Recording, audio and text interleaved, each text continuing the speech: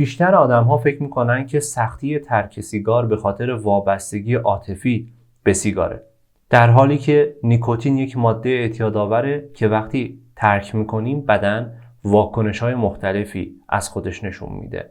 اگر شما واکنش‌های قطع نیکوتین رو نشناسی ممکنه توی زمان ترک کردن فکر کنی که داری شکست می‌خوری و دوباره سراغ سیگار برگردی. توی این ویدیو می‌خوایم با هم دیگه بررسی کنیم نشانه‌های قطع نیکوتین رو و اینکه چطور میتونیم بر احساس محرومیت نیکوتین غلبه کنیم. ترک نیکوتین با علائم جسمی و روحی مختلفی همراهه، مثل بی‌حوصلگی، پرخاشگری، مثل بیخوابی، اضطراب، میل شدید به سیگار. چرا این علائم رخ میده؟ به خاطر اینکه ما مدت‌های خیلی زیادی سیگار مصرف کردیم و مغز با نیکوتین تنظیم شده و الان که در حال ترک کردنیم مغز شروع میکنه به ایجاد تعادل توی مغز، یعنی تمام اون هورمون ها، تمام اون گیرنده ها و سلول ها شروع میکنن به ریکاوری شدن و این واکنش ها به صورت طبیعی اتفاق میفته. چرا هوس زیادی توی این مدت در ما ایجاد میشه؟ به خاطر اینکه ما یه مدتی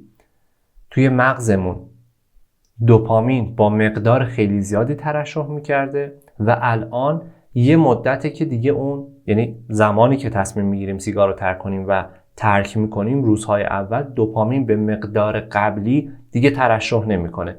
در نتیجه مغز دنبال همون میزانه و احساس گرسنگی میکنه برای این میزان دوپامینی که قبلا بود و الان نیست. خبر خوب اینه که ما بین 3 تا 10 روز این علائم رو تجربه میکنیم و بعد مغزمون به حالت عادی برمیگرده. بریم با هم علائم رایج که توی این 3 تا 10 روز اول برای ما اتفاق میفته رو بررسی کنیم و ببینیم که چه راهکارهایی رو میتونیم استفاده کنیم برای اینکه این زمان رو مدیریت کنیم که باعث نشه ما دوباره برگردیم سراغ سیگار. اولین علامت هوس شدید سیگاره، یعنی به طور ناگهانی و فوری در شما احساس نیاز ایجاد میشه، هوس میکنی برای اینکه سیگار بکشی. توی این زمان میتونید آدامسای بدون شکر بخورید، میتونید محیطتون رو عوض کنید، برید مثلا بیرون پیاده روی کردن، ورزش کردن میتونه خیلی کمکتون کنه.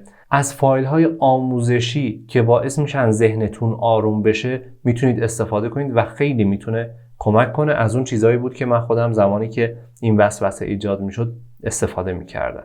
علامت بعدی بیخوابیه، یعنی توی روزهای اول شما احساس بیخوابی میکنید و نمیتونید بخوابید.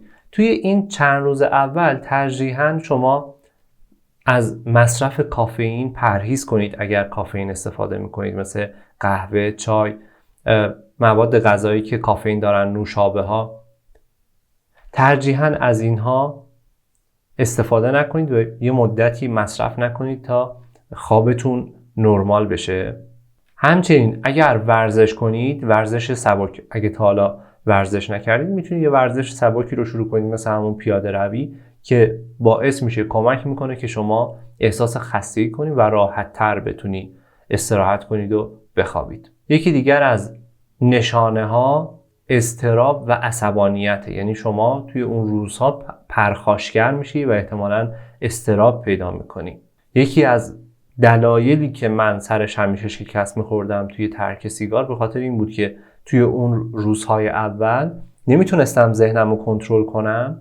اتفاقی که میافتاد سر کوچکترین موضوع پرخاشگر میشدم، واکنش نشون میدادم، پرخاش میکردم و بعد احساس گناه در من اتفاق میافتاد، خودم رو سرزنش میکردم، احساس شرم میکردم و دوباره میرفتم سراغ سیگار. یعنی این عصبانیت به حدی میشد میگفتم که خب این قطعا ادامه داره دیگه، اگه من کنترلش نکنم این ادامه خواهد داشت. به خاطر همین دوباره برمیگشتم سراغ سیگار، میگفتم این سیگاره داره به من کمک میکنه که آروم باشم.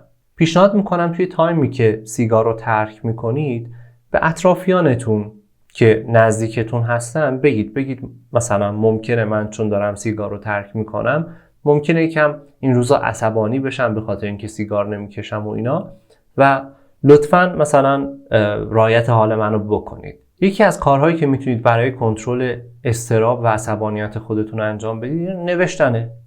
احساسات خودتون رو بنویسید. اگه ناراحت شدید، عصبی شدید، اضطراب داشتید، بنویسید. روی کاغذ دفترتون رو باز کنید، شروع کنید بنوشتن. هر چی تو ذهنتونه بریزید روی کاغذ. اجازه ندید که توی ذهنتون بمونه. اگه توی ذهنتون بمونه باعث میشه که اون احساسات، اون استرس، اون اضطراب، اون عصبانیت بیشتر بشه، تشدید بشه.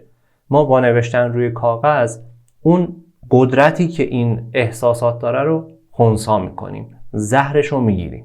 یکی دیگر از علائم افزایش اشتهای شماست. یعنی توی این روزها اشتهای شما احساس میکنید که خیلی زیاد شده و همینجوری دوست داری بخوری. دلیلش هم اینه که مغز داره دنبال یه لذت جدید میگرده. توی این روزها میتونی میوه بخوری، سبزیجات بخوری، آجیلای کم چرب بخوری و وعده هاتو کنترل کنی. یعنی این چند روز رو اگه عبور کنی ازش و اشکال نداره احساس گرسنگی میکنی، غذا بخور، ولی غذای سالم بخور، غذای درست حسابی بخور. از این چند روز که بگذری دیگه بدنت به حالت نرمال برمیگرده. یکی دیگر از علائم اینه که شما سرفه بکنید و مشکلات تنفسی ممکنه براتون حتی پیش بیاد. ممکنه احساس کنید سینه‌تون سنگین شده.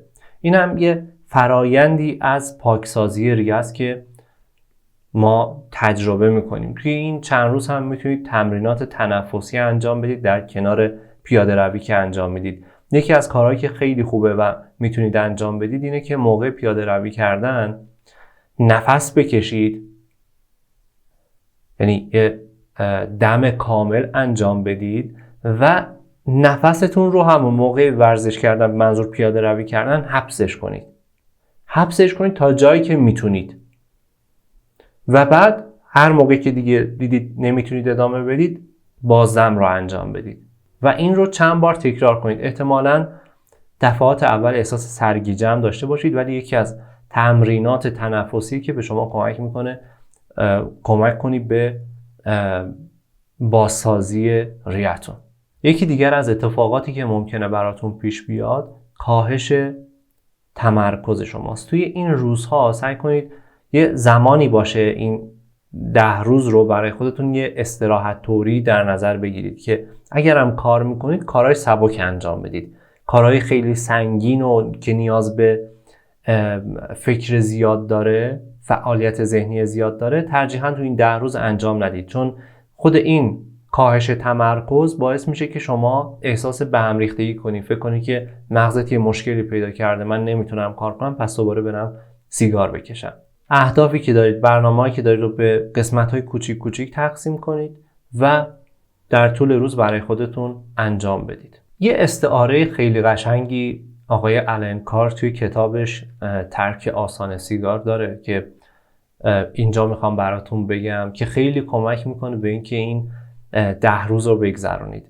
توی کتاب آلن کار ایشون میگن که این هوس سیگار مثل یه هیولاییه که مثل یه انگل، مثل یه هیولاییه که توی بدن شما داره زندگی میکنه و هر بار که سیگار میکشید این هیولا، این انگل بزرگ و بزرگتر میشه. یعنی یه تصویر خیلی زشت از این هیولا توی ذهن خودتون مجسم کنید. هر سیگار که میکشید نیکوتینی که وارد جریان خونتون میشه، نیکوتینی که مصرف میکنید، این هیولا بزرگ و بزرگ و بزرگتر میشه و وقتی شما سیگار رو میخواید بذارید کنار، سیگار رو ترک میکنید، این هیولا به خاطر اینکه غذا نداره و در نتیجه شروع میکنه به ضعیف شدن و در حال مرگه، از شما درخواست غذا میکنه و تلاش میکنه برای اینکه شما رو قانع کنه که شما بهش غذا بدی. غذا چیه؟ غذا نیکوتینه. هیولا از شما درخواست میکنه که بهش نیکوتین بدی.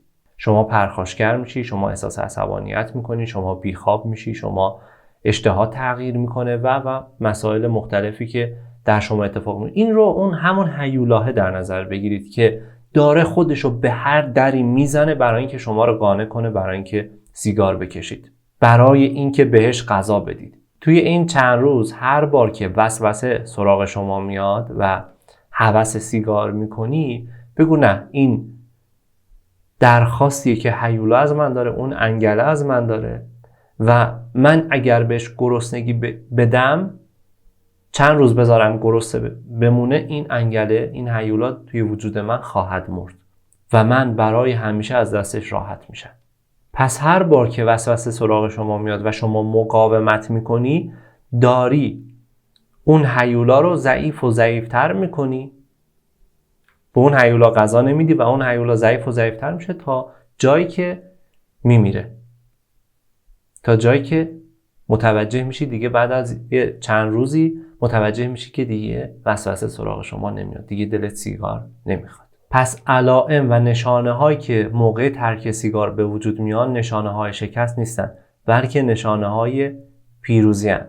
و یادتون باشه هیچ کدوم از این علائم موندگار نیست، فقط توی اون هفته های اول، یکی دو هفته اول تجربهشون میکنیم و بعد تموم میشه.